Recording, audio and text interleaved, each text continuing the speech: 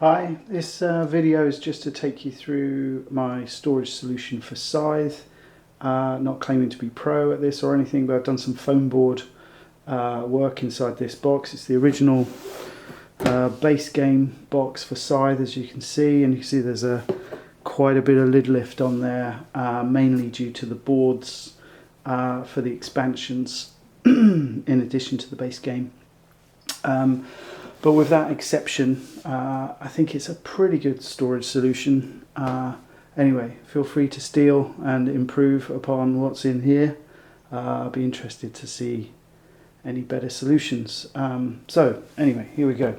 So if I take the lid off, what you can see straight away, there are spoilers in here incidentally for Rise of Fenris, because this has got every expansion in it. So there's a couple of spoilers here, for example. Extra factions, and here are the original base factions. I don't own the bonus material that gives you the extra ones of those, so that's not included. You can see here are the modular board tiles at the very top. Then we have the modular board itself, in case you want to play with that. I like to put the boards on top of my storage so that they can come out, and then I can put the other pieces on top. So that's no exception here. Here's the extended board if you want to play large. And here's the baseboard itself. Then we've got oodles of rule books. Everything in here. Haven't yet purchased the all-in-one, so maybe that needs to happen. And then you can start to see the main part of the storage. Or the new storage as I have it. Any spoilers here? I think maybe these. No, they're part of the modular, aren't they? I think. Anyway, so there's those tokens. Each of the factions. Well, there's a spoiler. You really don't want to look at this video if you haven't played Rise of Fenris yet. Anyway, you can see here I've got the extra exploration cards too. And there are what, 1, 2, 3, 4, 5 main sections here, and this kind of non-section to put all those tiles in for extra bonuses at the end of the game. What are they called? Building bonuses. Anyway, here are my 3D printed, thanks to Wayne, cheers. I don't own a 3D printer, but Wayne does. The tokens for exploration. They're just in a little cardboard holder. Then we get to the foam board stuff. I did originally build these as partial card, partial foam. I guess they still are. There's little bits of card in there, as you can see. I'll take these Ultima tokens out. Then you can see I have these little card dividers. That's just to save space as I go through. But the rest of it, including the base, is now foam. It was originally card base, but I wasn't happy with how floppy that made the structure, so I redid it.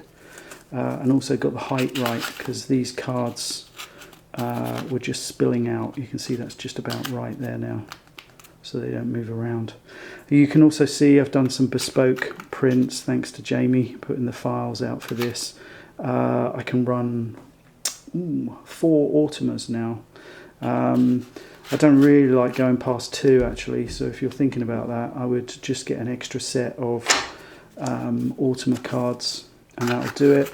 I also, though, when I printed those off, I took the opportunity to make these extra cards, which have, these I just took from the art, again off of the Stonemeyer website. Here they are, for engineering, mechanical, patriotic, etc.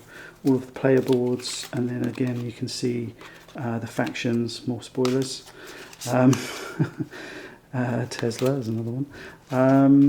Nordic Kingdom, Bjorn and Max, for example. So you can use these cards then to choose your random factions and random player mats at the start, and there's another example of the Ultima cards. Beautiful. Anyway, those will go in there. So once the board's down, obviously you want to start setting up some of this stuff. So these can just come out. Haven't yet got the extra 50s or the 2s, but I've made this such I can pretty easily make a new compartment for the 2s and slot the 50s in here if I take the plunge and get those too. Resources are on the way actually. As I make this video I have ordered them, but you can see these are the base game ones. Actually there's an interesting little, oh, here we go, you can see this little foot or dog leg here, which is so that when they sit in here, I've just got a shelf really for, oh, you can't see that, a shelf for these tokens to sit on. And so when these sit in, the little dog leg there just sits on the shelf, and that stops these from resting on the pieces underneath.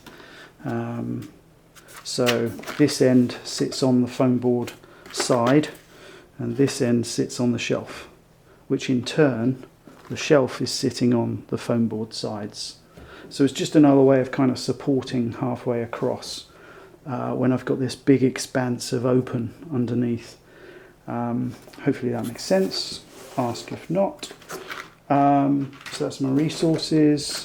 Here's the shelf then, which is just there to hold these in place. I didn't make a little separate compartment for these. In fact, you can see some of my draw lines on there. But anyway. So then again, shuffle these, put one out. There's extra ones there from the modular board expansion. More cards. If you played the game, you know what these are for and how they work. You can choose either of these or mix them up. As many faction cards as you need, and again I've put these little card dividers in just to save space. I was pretty tight for space on this whole thing.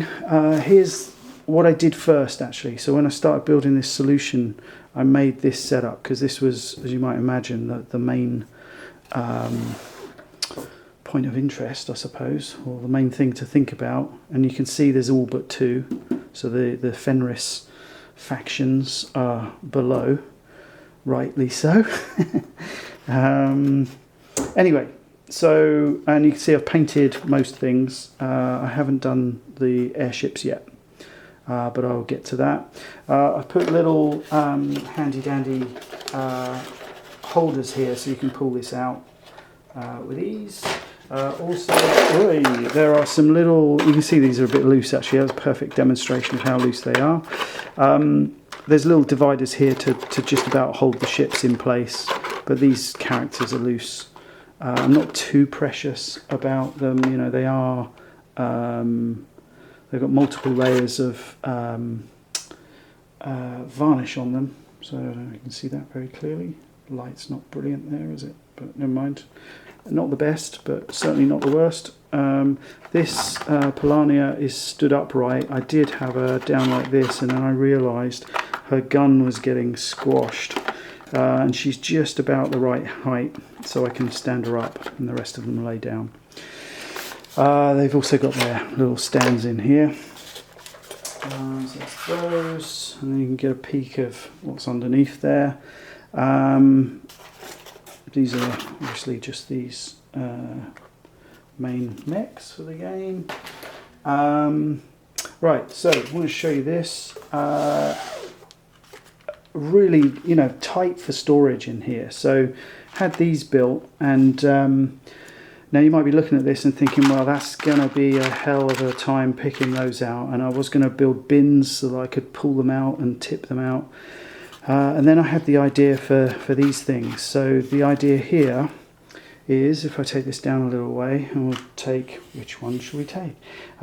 Take this one as an example then. If I pull this out, you'll see not much might happen.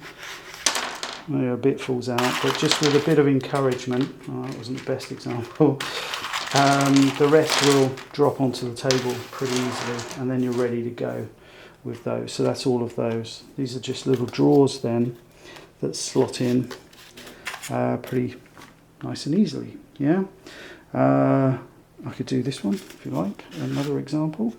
Here we go. There they are. So make a mess on the table, but that's a fairly easy way then to get all those tokens out and keep the storage nice and tight. tight, I suppose, so they don't take up too much room. Obviously it's pretty easy then to just throw these things back in again. There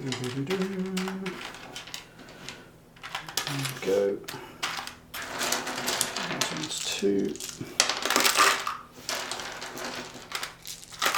You see the extra tokens just go in there with them. There we go, so that's those. Then back to, you can see the main Rise of Fenris expansions. Here I did build little bins. Nothing too complicated about those. If you've done any kind of storage, you can kind of work out what to do with those. If anyone's desperate for how the hell do you do this, let me know. And here is an example then of where I have card sides, foam board ends. It's actually a card base as well. I was looking to save every millimetre with this thing.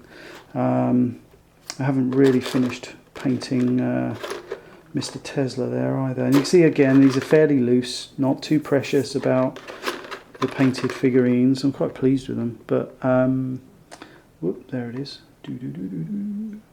But you know, they're varnished, they'll be okay.